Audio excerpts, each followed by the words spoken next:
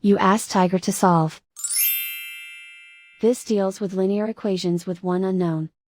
The final result is x equals -6. Let's solve it step by step.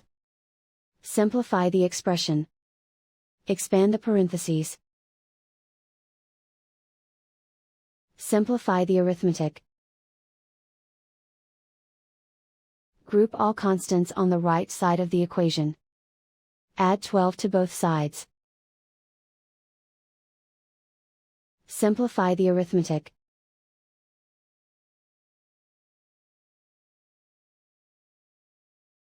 Isolate the x. Divide both sides by 6.